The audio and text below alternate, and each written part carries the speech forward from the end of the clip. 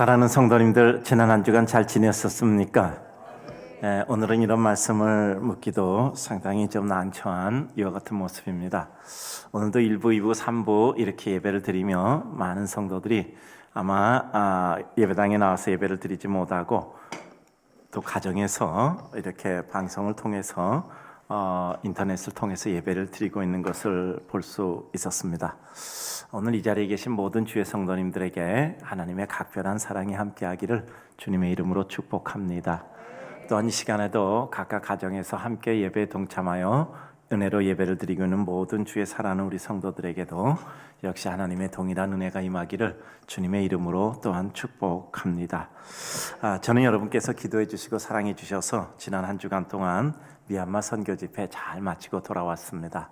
시간마다 우리 선교사님들께서 같이 은혜 나누고 또 주의 사랑과 은총을 나눔이 있어서 마음에 기뻐하며 또 같이 하나님 나라를 위한 귀한 동역자의 은혜를 확인하게 되었습니다. 선교사 집회라는 것은 영적인 전투라 저는 말씀 전하는 일에 전력을 하고 있어서 사실 인터넷이 있기는 하지만 한국의 사정에 대해서 별로 돌아볼 여유가 없었습니다. 그리고 올 때쯤에서 뭔가 이렇게 살펴보니까 여러 가지 조금 심상치 않은 것이 있는 것 같아요. 그리고 도착해서 보니까 정말 그 며칠 사이에 많은 변화가 있었다라는 생각이 듭니다. 우리 사람의 일은 정말 하루를 내다보지 못하는구나 하는 생각이 들었습니다. 너희는 내일 일을 자랑하지 말라. 하루 동안에 무슨 일이 일어날는지 알지 못함이라 말씀하셨는데 정말 우리 인생에는 하루 사이에 모든 일이 달라진다라는 생각이 들었습니다. 우리 인간의 심리는 물과 같아서 약간의 경사만 있어도 한 곳으로 다 쏠리게 됩니다. 따라서 그 심리가 무너지는 것은 잠깐이고 그 심리가 무너지면 모든 것이 무너지는 것이 우리 인생이죠. 따라서 우리 인생에 강한 멘탈을 가지고 있는 것이 중요하다라는 것은 바로 이와 같은 우리 인생의 모습들을 보고 한 이와 같은 내용이라고 생각을 합니다. 바로 제가 미얀마 선교사 집회 가기 바로 그 전주 월요일에서 수요일 대구에서 집회를 했잖아요. 제가 월요일 날 이렇게 출발해서 도착해 보니까 목사님도 그렇고 거기 장로님들도 그렇고 다 그런 말씀하시더라고요. 대구는 확진자가 거의 없고 청정 지역입니다라고 말씀을 하시더라고요. 특별히 걱정 안 합니다.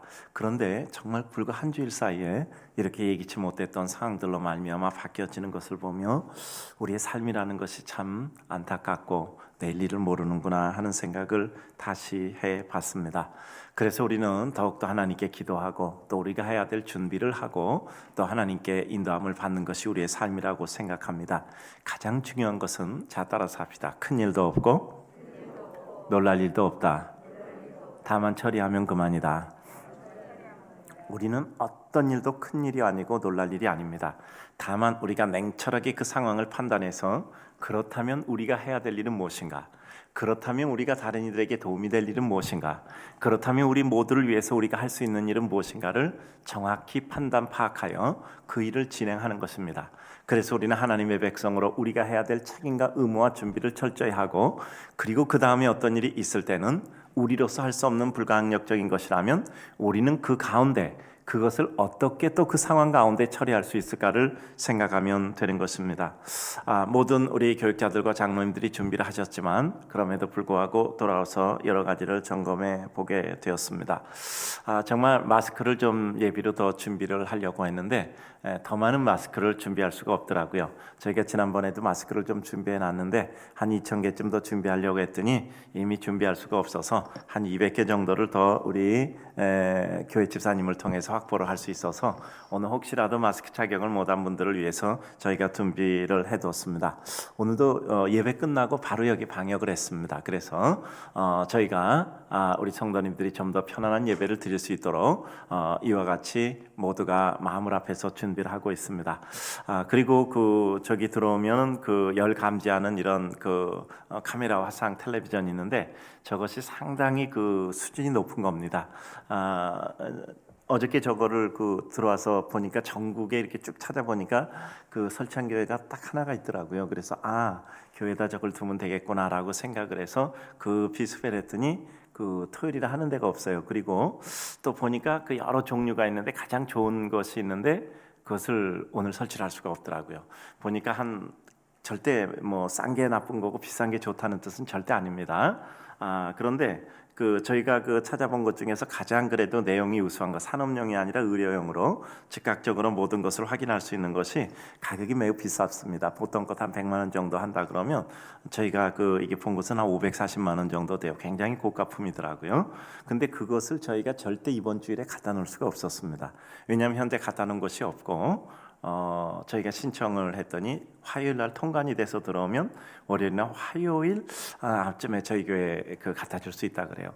그러나 우리는 안 된다는 것을 반드시 못하는 건 아니잖아요. 이해가 안 가시는구나.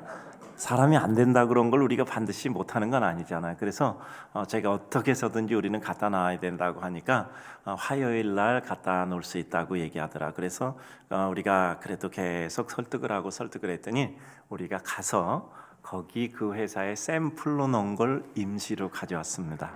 그래서 오늘 사용하는 거예요. 그리고 화요일 날 통관, 박수 한번 쳐야지. 그래서 그게 통관이 되면 화요일날 새 거를 가져오고 이건 다시 반납하기로 했어요.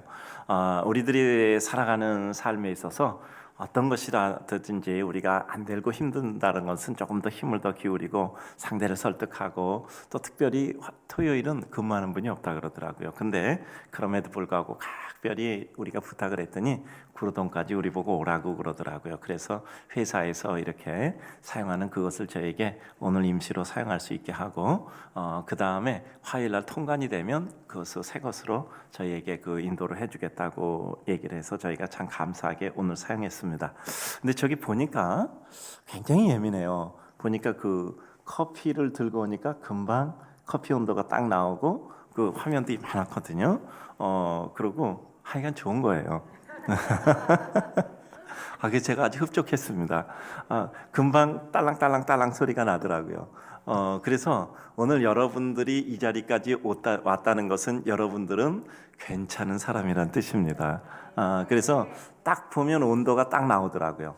그게 이제 붉은색인데 녹색으로 딱 뜨면서 딸랑딸랑딸랑 소리가 나서 거기 모니터를 보고 있는 사람이 금방 알아볼 수 있어요. 그래서 그래도 좀 마음이 놓였습니다. 앞으로 새벽 기도회고 수요 예배고 금요 기도회고 모든 집회 시간에 그것을 다 사용해서 저희가 점검을 할 거예요. 물론 열이 있는 사람만 점검한다고 해서 모든 것이 될 수는 없겠죠. 그러나 우리가 할 수 있는 일로는 최선을 다하고, 우리가 할 수 없는 일이라면 그것은 하나님의 뜻을 기다리는 것이 우리의 자세라고 생각합니다. 기도는 기도하면서 또한 하나님의 뜻을 바라보고 기대하면서 우리가 할 수 있는 일을 하는 거죠.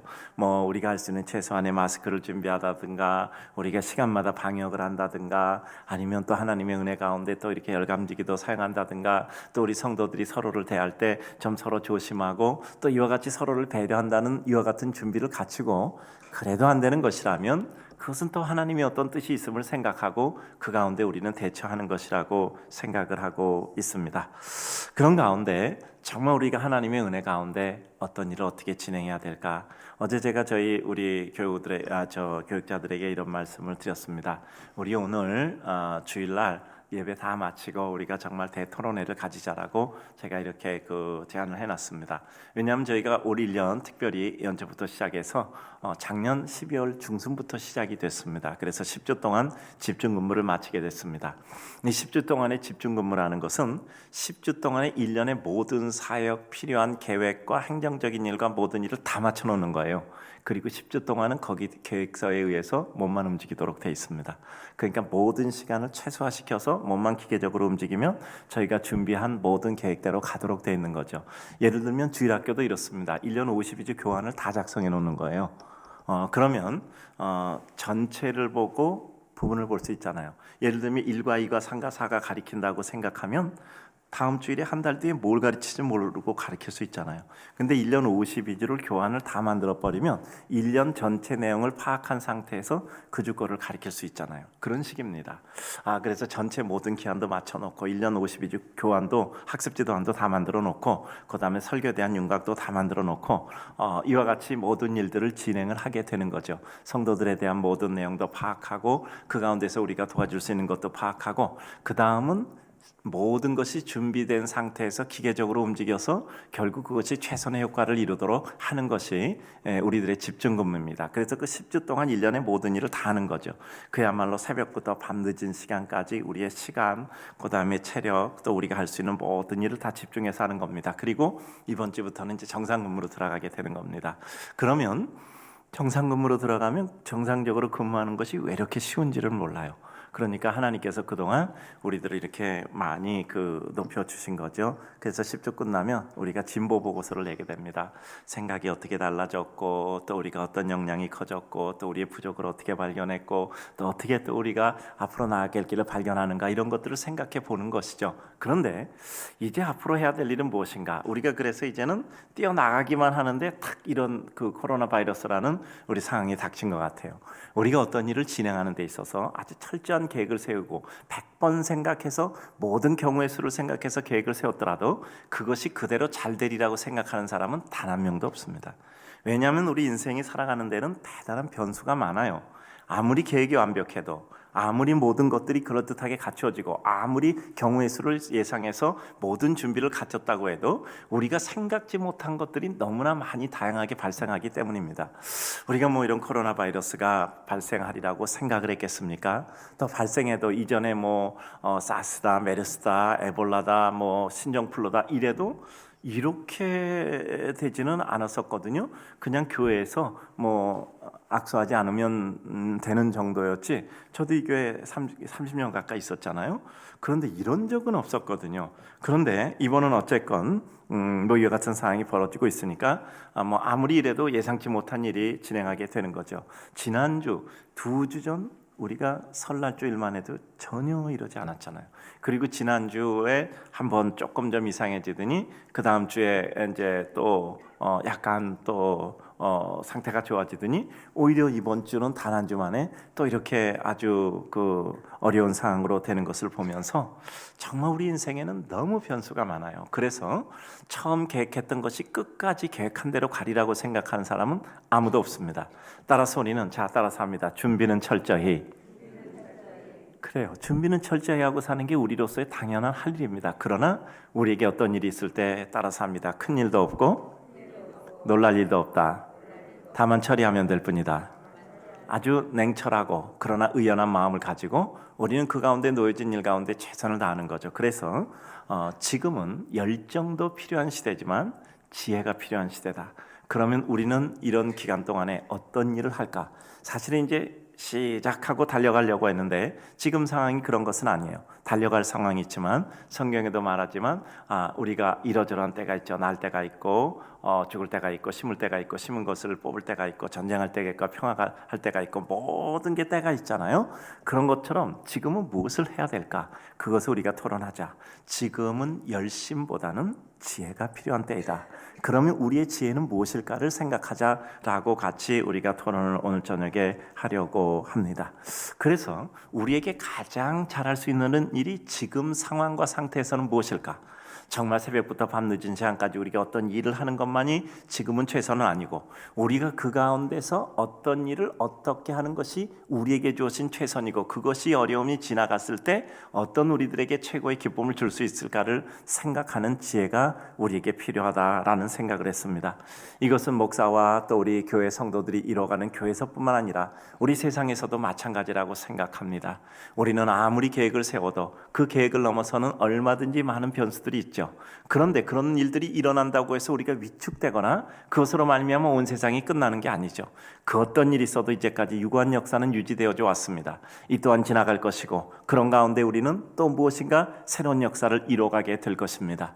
그래서 우리는 위축되는 것이 아니라 이 가운데 우리는 무엇을 할 것인가를 생각하여 하나님의 뜻과 은혜를 이루는 것입니다. 시편 91편을 보면 3절에 이는 그가 너를 새 사냥꾼의 올무에서와 심한 전염병에서 건지실 것이미로다. 6절 어두울 때 펴지는 전염병과 밝을 때 닥쳐오는 재앙을 두려워하지 아니하리로다. 그래요. 우리는 하나님께 기도하며 우리가 할 수 있는 준비를 하며 그리고 어떤 상황이 벌어졌을 때 우리는 그 가운데 의연하게 대처하며 그 가운데 우리가 할 수 있는 일들을 이루어가는 것입니다. 우리를 통해서 누군가가 어려움 겪지 않도록 우리는 최선의 예의와 배려를 갖추고 또 우리가 어떻게 도움을 줄 수 있을까 하는 적극적인 도움의 의지를 가지고 하나님 나라와 그 역사를 향하여 나아가게 되는 것입니다. 이제 이쯤 하고 오늘 본문으로 들어오도록 하겠습니다. 오늘 본문은 정확히 야곱에 관한 내용입니다. 그런데 야곱에 관한 내용을 얘기할 때 그 아들 요셉에 관한 내용을 이야기하지 않을 수가 없습니다. 먼저 야곱이라는 사람은 정말 마음에 뜨거운 열정을 가졌던 사람입니다. 야곱이 여성적이라고요? 천만에요. 야곱은 그의 사랑하는 아내 라헬을 얻기 위해서 14년을 무임금으로 노동한 열정의 사람이었습니다. 그는 그렇게 무서운 사람 형 에서와 맞붙어서 에서의 장자권을 탈취해낸 이와 같은 대단한 사나이였어요. 야곱은 자기가 마음 먹었으면 끝까지 그 일을 합니다. 그러나 야곱에게는 우리 인간의 특성이 있었죠. 무엇이죠? 하나님의 뜻을 우선하는 것보다 자기 하나님의 은혜를 추구하되 자기 마음에 있는 뜨거운 열정을 가지고 하나님의 방법을 능가하는 이와 같은 사람이었습니다. 그러니까 하나님의 때를 기다려야 할 때 하나님의 때를 기다리지 못하고 자기가 스스로 방법을 선택함으로 말미암아 하나님께서 원치 않은 일로 남을 속여서 그 일을 쟁취함으로 그에게는 축복이 온 것이 아니라 원래 그에게 주어질 축복을 얻기 위해서 그는 고통을 값으로 치러내는 이와 같은 시스템의 시간과 그리고 노력이 필요했던 사람입니다. 여러분 잘 알잖아요. 야곱이 형 에서를 속이고 아버지 이삭을 속여서 장자의 권한을 탈취받고 축복의 기도를 받았는데 야곱이 어떻게 됐죠? 그는 집에서 쫓겨가서 라반의 집에 종살이를 해야 됐습니다. 근데 라반의 집에서 종살이 할 때도 나올 때 그 라반이 얼마나 그 야곱을 속이고 야곱에게 아무것도 주지 않으려고 애를 썼어요. 그리고 라헬을 그 아내로 줄 때에도 얼마나 많은 속임수를 썼습니까? 그러니까 그는 그가 형을 속이고 아버지를 속였던 것을 그대로 받는 겁니다. 그뿐이 아니었어요. 그는 또 그가 아버지를 속였던 것처럼 그 아들들에게 속잖아요. 요셉이 결국은 그 형들에게 아버지의 뜻을 전언하기 위해서 갔다가 형들이 요셉에 대한 시기심으로 말미암아 결국은 어떻게 했죠? 요셉은 죽임을 당할 뻔했는데 유다의 제안으로 말미암아 죽임을 당하지 않고 결국은 요셉은 이국의 종으로 팔려가고 그 이국이 애굽이 되어서 결국 거기서 고통을 당하고 감옥에 갇히고 그와 같은 과정을 거쳐 하나님께서 그를 특별히 뽑아서 애굽의 총리로 세워주시는 이와 같은 역사를 이루게 된 것입니다. 그런데 이와 같은 역사 속에서 요셉은 어떻게 되죠? 하나님께서 세워주시는 귀한 축복과 은혜와 은총의 역사를 이루게 되는 것입니다. 그런데 이와 같은 역사 속에서 우리는 요셉을 통해서 임하시는 하나님의 은혜는 보지만 그 요셉을 잃어버린 줄 알고 있었던 야곱의 슬픔을 우리는 동시에 봐야 돼요. 요셉은 이국의 총리가 돼서 잘 지내고 있어요. 근데 야곱의 마음에는 그 형들의 보고를 받되 요셉이 죽은 것이었습니다. 그러니까 평생을 가장 사랑하는 아들 요셉을 잃어버린 것으로 알고 상처 속에 살아갔던 거죠. 자기가 아버지를 속여서 축복을 받았듯이 자기 아들에게 속임을 받아서 이와 같은 상처를 가지고 살아가고 있는 사람이 되었던 겁니다. 자기가 행한 것을 그대로 받아 거두게 되었던 것이죠. 이와 같은 과정을 겪으면서 요셉이 변화가 되었던 것입니다. 그런 과정 가운데 하나님께서는 야곱에게 함께 하시고 마침내 야곱에게 변화를 주셨던 것이었죠. 이제 요셉으로 잠깐 돌아봅니다. 요셉은 형들에게 팔려 넘겨가서 이국에서 종살이하고 거기서 노력을 해서 인정도 받고 또 모함을 받아서 감옥에 갇히고 거기서 또 다른 사람을 위해서 꿈을 해몽해 주다가 결국은 애굽의 왕에게 발탁돼서 이와 같이 총리가 되고 그리고 7년의 풍년 동안에 그것을 비축하여서 하나님의 지혜로 흉년이 있을 것을 예비해서 모든 것을 저장하여 두던 탓으로 그는 그 흉년의 때에 나라가 잘 먹고 살고 이웃 나라까지 남은 곡식을 팔 수 있을 정도로 이와 같은 원활한 준비를 해놨던 거예요. 이 야곱의 아들들이 굶다 못해서 애굽으로 곡식을 사러 갔다가 이 요셉을 만나게 됩니다. 요셉은 형들을 알아봤어요. 그러나 형들은 그 지체 높은 요셉이 되어 있으리라고 생각을 못해서 전혀 못 알아봤죠. 결과적으로 그 형들이 다시 돌아올 수밖에 없도록 만들고 돌아올 때 베냐민 마지막 너희들의 막내를 데리고 오라고 이와 같이 그들에게 이야기하죠. 형들은 돌아왔습니다. 아버지에게 얘기해봐야 소용이 없죠. 아버지 야곱은 어떻게 되죠? 내가 가장 사랑했던 아내 라헬을 통해서 얻은 두 아들 요셉과 베냐민 중에 요셉을 내가 상실했는데, 그런데 이 베냐민마저 잃어버리면 나는 삶의 소망이 없다, 절대 내어줄 수 없는 이와 같은 상황이었습니다. 그런데 그와 같은 상황에서 시간이 흘러서 가져왔던 곡식을 다 먹고 또 굶어 죽게 돼요. 그러니까 굶어 죽을 지경에서 이 아들들은 다시 한번 아버지에게 요청을 하게 되는 거죠. 유다의 말을 들었을 때 야곱은 거기서 결심을 합니다. 무엇이죠? 이제까지 그의 삶을 관통하는 하나님의 은혜가 있었습니다. 어떤 어려운 경우에도 그에게 은혜를 주셨던 것을 그는 깨닫고 있죠. 그런 가운데서 어려움과 하나님의 지켜보아심을 체험하던 중에 그에게 분명히 확증되는 것이 하나가 있었습니다. 이것은 아브라함이 이삭을 모리아산에 제물로 드릴 때 심정과 똑같은 거예요. 내가 내 아들 마지막 남은 내 사랑하는 라헬의 소생 이 베냐민을 끼고 있는다고 해서 내 품에서 안전한 것도 아니고, 내가 그를 내어준다고 해서 그가 죽는 것도 아니고, 이것은 내가 결정하는 것이 아니라 하나님이 결정하는 것이라는 것을 그는 깨닫게 됐던 거예요. 그래서 그 베냐민을 야곱의 아들들이 애굽에 내려갈 때 같이 보내게 된 겁니다. 결과적으로는 이러저런 과정을 거쳤죠. 요셉은 그 형들을 보고 자기의 정체를 밝히고 뭐라고 합니까? 형들이 놀라죠. 자기가 죽이려고 하다 팔아넘긴 이와 같은 종이 거기 종리로 있단 말이에요. 그들은 죽었다고 생각했죠. 그때 이렇게 이야기하죠. 당신들이 나를 팔았다고 한탄하지 마소서. 하나님이 만인을 구하려고 나를 당신들보다 먼저 애굽으로 보낸 것입니다. 나를 보낸 것은 당신이 아니라 하나님입니다. 이렇게 그들을 용서했던 하나님의 거룩한 백성이 바로 요셉이 되었던 거죠. 사실 요셉은 초반기에는 굉장히 가벼운 점도 있었습니다. 그는 정직하고 바른 사람이고 솔직했습니다. 그런데 때로는 바르고 솔직하다는 것이 성숙하지 못하면 유치해져 버리죠. 자기 마음에 있는 말을 그냥 했던 거예요. 아버지가 채색 옷을 입혀주고 다른 사람은 채색이 없는 옷을 입혀줄 때 그는 자랑스럽게 입고 다녔던 거예요. 자기 혼자 채색 옷 입었을 때 형들이 어떻게 생각할까를 전혀 남의 마음을 배려 안 했어요. 형들이 시기하는 거 당연하죠. 자기가 꿈을 꿨는데 그 꿈에 대한 얘기를 듣고 형들이 어떻게 생각하리라고 전혀 생각 안 했던 거예요. 어떻게 해서 얘기합니까? 낯가리 10개가 있는데 한 낯가리에 10개, 11개의 낯가리가 절을 하더라. 형들이 당장 듣고 뭐라고 합니까? 아니 우리 11명이 너한테 절하는 거야? 그리고 또 별과 별 12개가 있고 해와달인데 해와달도 그 한 별에게 절하고 나머지 11별도 한 별에게 절합니다. 형들이 당장 얘기죠. 아니 우리가 너한테 절하고 우리 어머니 아버지까지 너한테 절해? 형들은 정말 요셉을 죽이고 싶을 만큼 미워했던 건 당연한 거예요. 요셉은 정말 바르고 솔직하고 정직하다고 생각을 했지만 다른 사람의 마음을 전혀 배려하지 못했던 겁니다. 이 얘기를 듣고 다른 사람이 어떻게 생각할까를 전혀 배려하지 못한 아직까지는 어린 사람에 불과했던 거죠. 결과적으로 자기도 그와 같은 값을 받게 된 것입니다. 형들의 시기를 사서 결국 죽일 뻔하다가 하나님의 섭리로 이국에 팔려져서 종살이하고 거기서 믿음 가운데 하나님이 함께 하셨고 그도 믿음 가운데 반듯하게 바로 살아서 과정 고통 겪고 결국 그는 애굽의 총리가 되었고 하나님의 지혜로 만인을 구하는 이와 같은 자리에 있게 된 것이죠.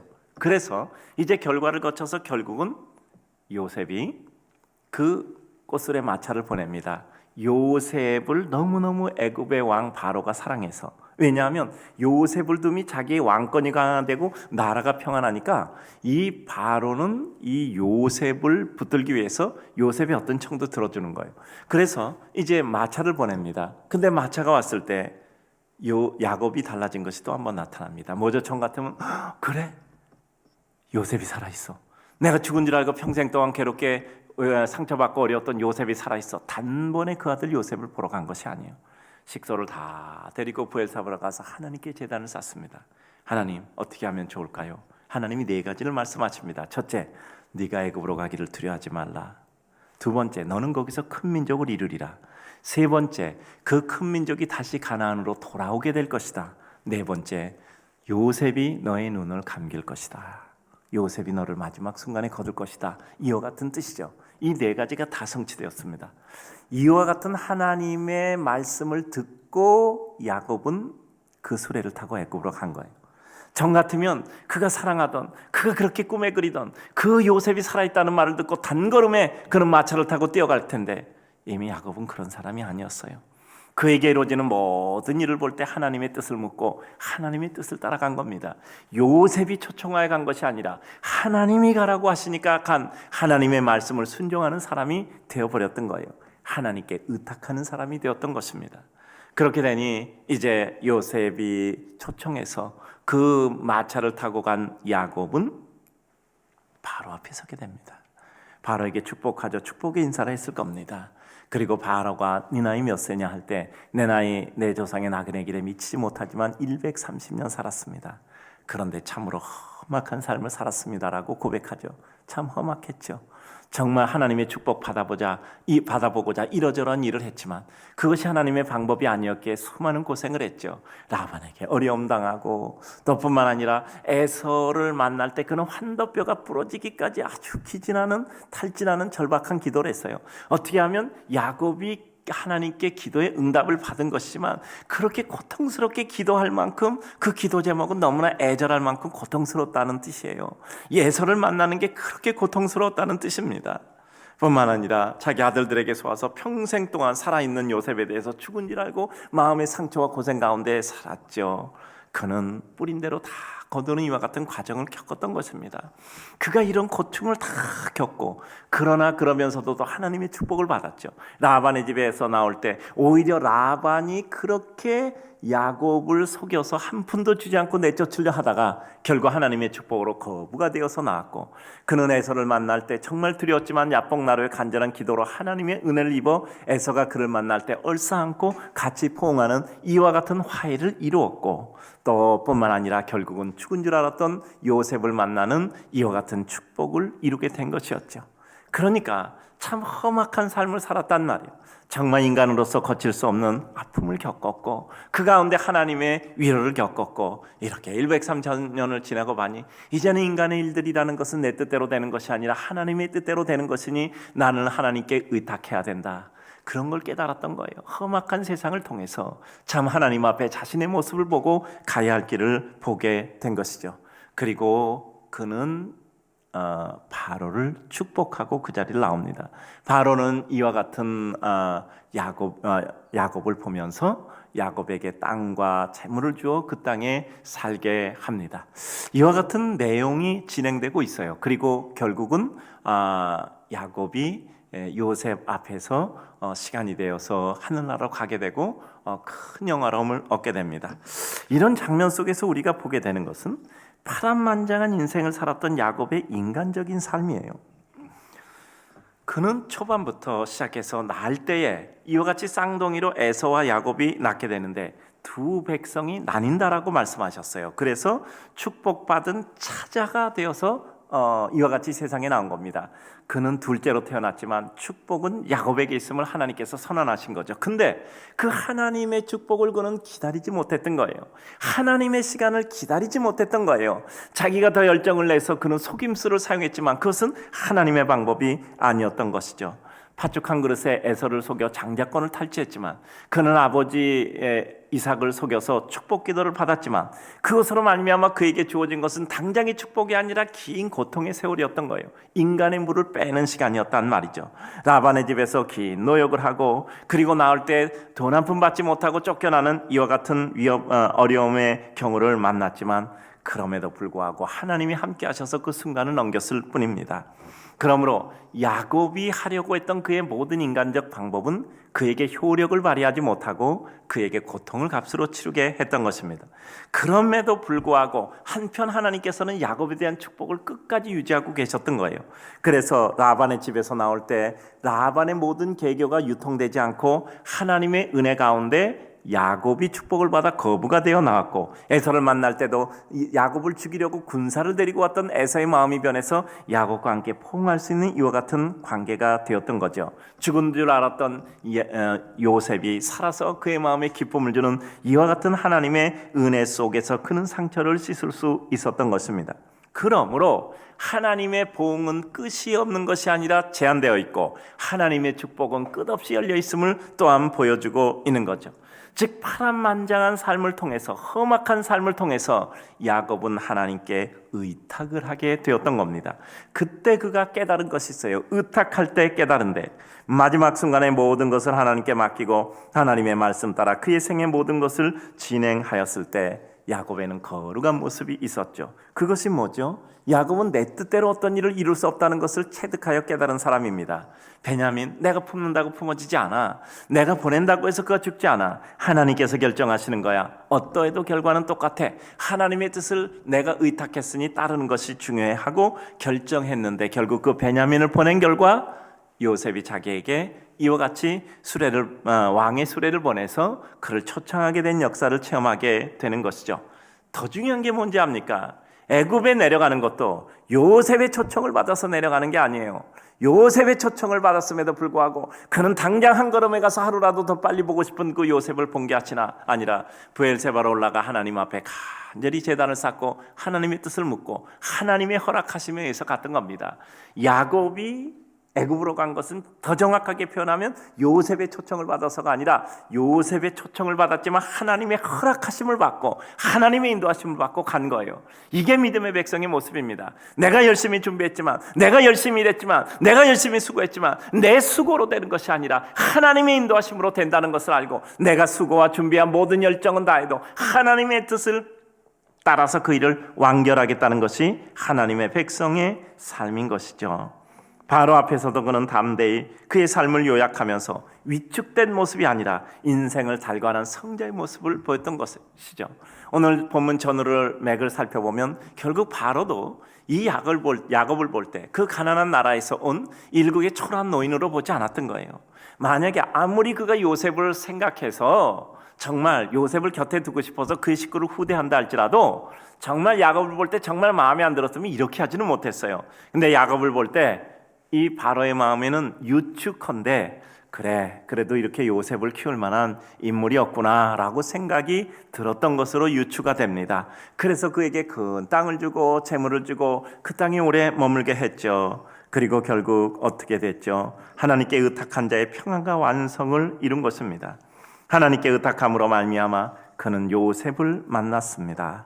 그리고 또 뿐만 아니라 어떻게 됐죠? 요셉을 만나고 마지막에 그의 삶을 다 살았을 때 우리가 읽은 오늘 49장의 마지막 말씀처럼 그는 요셉 앞에서 세상을 떠났던 거예요. 50장을 보면 어떻게 되죠? 요셉이 향품을 바르고 장례를 40일을 했어요. 그리고 애굽 백성이 70일을 애국을 했어요. 한 사람 야곱이 세상을 떠났을 때 애굽에 있는 사람이 70일을 슬피 울었다는 것은 그 야곱이 그 애굽 백성에게 어떠한 영향을 끼쳤고 어떠한 모습으로 나타나는가를 보여주는 거죠. 그것도 요셉 앞에서 세상을 떠난다는 하나님의 말씀을 결국은 완성하고 그렇게 된 것입니다. 이쯤 되면 야곱은 참 인간적인 사람이었지만 그는 결국 하나님의 은혜 가운데 거룩한 헤브론의 성자가 되어서 그의 인생을 마쳤던 거예요. 이것이 우리의 인생의 모습과 똑같은 거죠. 우리는 인간으로서 뭔가 해보고 싶었고 뭔가 이기고 싶었고 뭔가 이뤄보고 싶었고 뭔가 성공하고 싶었어요. 그러나 시간이 가면서 이러저런 일을 거치면서 고통과 고난 속에 우리의 길을 깨닫게 되는 거죠. 모든 게 내 수고만으로 되는 것은 아니다. 하나님의 뜻 가운데 이루어지는 것이라면 내가 하나님께 나를 맡길 때 나에게 평안이 오고 그것을 통해서 하나님이 내게 하신 그 완성의 역사를 내가 이루게 될 것이라는 것을 이루게 되는 거죠. 여러분, 이제까지 우리가 마음먹은 대로 됐습니까? 계획을 100% 완벽하게 모든 경우의 수를 생각해서 모든 것을 다 갖춰 놓는다 한들 우리는 인간의 경우의 수를 넘어서는 하나님의 경우의 수가 너무 다양한 거예요. 여러분, 우리가 생각하지 못했던 것, 이건 미처 생각하지 못했던 일이다라는 것이 우리 인생에게는 얼마나 많은 것입니까? 우리 인생의 모든 예상과 예측 논리에는 한계가 있잖아요. 우리 수준의 한계. 그러나 우리 인생이라는 건 우리 수준으로 움직여지는 것은 아닙니다. 그러니 우리는 늘 우리 한계를 느낄 수밖에 없죠. 하나님께 의탁할 때 비로소 그때 우리 마음에 평안이 있고 그 평안을 거쳐 우리는 하나님의 완성을 이루게 되는 것이죠. 지난주에 우리가 사도 바울이 빌립보에서 복음 전하다가 전하는 도중에 귀신을 쫓는 능력을 행했잖아요. 그랬더니 어떻게 됐죠? 사람들에게 환호받고 박수받고 많은 사람이 예수 믿은 게 아니라 오히려 그 귀신 들린 여정에 귀신이 쫓겨나가 돈을 못 버니까 점쳐서 돈을 못 버니까 그들을 모함해서 감옥에다 가두고 때리고 그러므로 말미암아 고초를 겪었어요. 그런데도 하나님께 찬송하고 기도할 때 지진이나 옥토가 흔들리고 옥문이 열리고 그리고 착고가 풀리고 그들이 밖으로 나올 수 있는 여건이 되었잖아요. 그 가운데 간수가 오히려 그들 앞에 무릎을 꿇고 우리가 어떻게 구원을 얻으리까 하니까 주 예수를 믿어라, 그리하면 너와 내 집이 구원을 얻으리라. 사도행전 16장 31절의 유명한 성구가 거기서 발효되잖아요. 그와 같이 우리의 삶 가운데는 예상 못한 일이 있지만 그럼에도 불구하고 하나님 앞에 의탁할 때 평안이 있고 그 평안 속에 하나님을 향한 우리의 간절한 기도와 찬송 속에 하나님께서 우리에게 아름다운 완성의 역사를 주시는 거죠. 하나님의 뜻을 파악하고 수용한 자의 평안, 하나님의 뜻을 파악하고 수용한 자의 완성의 역사가 이루어지게 되는 거죠. 우리 성도님들, 우리의 이러저러한 여러 가지 분주한 삶의 일들이 있죠. 참 요즘 우리 성도들 보면 참 안타까운 것 같아요. 그렇지 않아도 여러 가지 어려운 일이 많이 있잖아요. 근데 전염병까지 또 이렇게 돌아서 또 여러 가지 일이 더 위축을 당하는 것 같아요. 정말 이리 치고 저리 치우는 가운데 지쳐기는 이와 같은 사람들을 보면서 우리는 참 인생이 가엾다라는 생각을 합니다. 그러나 이런 자기 연민에 빠지면 우린 점점 무너지는 겁니다. 여러분, 심리 무너지면 그걸로 끝이에요. 여러분, 갈멜산의 대영웅 엘리야가 이세벨의 암살 위협 한마디에 그냥 갑자기 마음이 무너진 겁니다. 심리가 무너진 거예요. 그러므로 그는 도망치는 것도 피곤해서 로뎀 나무 밑을 찾아 내가 너무 피곤하니 하나님 내 목숨을 거둬주시옵소서라고 기도하잖아요. 하나님은 이 엘리야의 그와 같은 과거의 모든 수고와 애씀을 모시고 그를 그냥 거두지 않으셨어요. 하나님은 그에게 물과 떡을 주셔서 광야로 들어가게 하시고 그 가운데 하나님의 섭리를 보여주시고 엘리야가 깨닫게 하셨어요. 그리고 죽음을 보지 않고 하늘로 승천시켜 주셨어요. 인간 중에서 죽음을 보지 않고 하늘로 승천된 사람은 에녹과 엘리야 2명밖에 없었습니다. 그런 영화로움을 잊게 됐어요. 그러나 잊으시면 안 돼요. 그것으로 엘리야의 공적 사역은 끝난 겁니다. 우리가 어느 날 기세 꺾이면, 기운 꺾이면, 하나님 앞에 영적인 은혜와 능력을 포기하게 되면 우리의 모든 삶과 사역은 그것으로 의미 있는 시간은 맞춰지게 되는 거예요. 그래서 우리는 그 어떤 경우도 큰 일도 없고 놀랄 일도 없다 생각하고 우리는 그 가운데 이 순간 내가 가장 잘할 수 있는 것이 무엇인가, 이 순간 내가 가장 지혜로운 것이 무엇인가, 우리는 내가 계획한 대로 되지는 않아도 내게 주어진 여건 속에서 내가 가장 잘할 수 있는 일은 무엇인가를 생각해서 우리는 그 일을 이루며 그때가 지났을 때 그것을 통해서 하나님께서 꽃피워주시는 하나님의 능력과 영광을 보게 되는 것이죠. 오늘 주님을 사랑하는 성도님들, 하나님께 의탁한다는 것은 무엇입니까? 나의 모든 일이 내 마음대로 되지 않고 나의 모든 일이 내 계획대로 되지 않는다. 나의 일은 하나님께 이루어 주시는 것이다. 그때 가지는 평안함, 그 가운데서 우리가 그 평안함 속에서 할 수 있는 나의 최선을 다하고 할 수 있는 나의 준비를 다하고 그리고 하나님을 기대하고 내게 주어진 그 어떤 결과도 기쁨으로 받아들이고자 할 때 하나님께서 우리를 통해서 그의 뜻을 이루어 주시는 겁니다. 100점을 원했는데 40점밖에 못 받았어요. 그럼 나는 실패한 게 아니라 하나님께 주신 40점이 축복임을 알고 그 40점을 손에 들고 하나님께 기도합니다. 하나님, 이것을 손에 들고 기도하오니 하나님께서 이것을 통해서 내가 무엇인가 하나님의 의미 있는 일을 하게 하옵소서. 그리고 우리는 거기서 또다시 하나님을 향하여 나아가는 것입니다. 그때 그 40점이 또 다른 어떤 역할을 이루어 더 많은 하나님의 역사를 이룰 수 있는 것이죠. 주 예수 그리스도의 손에 들렸던 오병이어는 물고기 2마리 떡 5개 초라한 것이었어요. 그러나 주님의 손에 들릴 때 그것이 5,000명을 먹이고도 12광주리가 남는 이와 같은 축복이 이루어지고, 더 중요한 건 뭐죠? 2000년이 지난 지금까지도 우리 가슴 속에 전해져서 우리 삶에 용기를 주고 하나님의 은혜와 하나님의 은총을 사무치게 하는 이와 같은 은혜의 역사의 증거가 되었다는 거예요. 오늘 우리가 아무리 하잘것없는 오병이어 같아도 그럼에도 불구하고 하나님의 손에 들려 쓰임 받으면, 주 예수 그리스도의 능력에 손에 들려 쓰임 받으면 우리 인생은 달라지는 겁니다. 우리가 하나님께 의탁할 때, 우리가 평안을 누릴 때, 그것으로 말미암아 하나님께서 우리를 완성시켜 주실 때 우리는 하나님의 거대한 능력의 은총을 누리게 되는 것이죠. 오늘도 어려운 가운데 주님 앞에 나와서 예배드리는 이들, 그리고 오늘도 이러저런 여건 가운데 가정에서 또 이 예배 현황을 같이 참석하여 예배를 드리는 우리 모든 성도들에게 하나님의 은혜가 함께 하셔서 주께 의탁하는 자의 평안과 완성을 이루시기를 주님의 이름으로 축복합니다.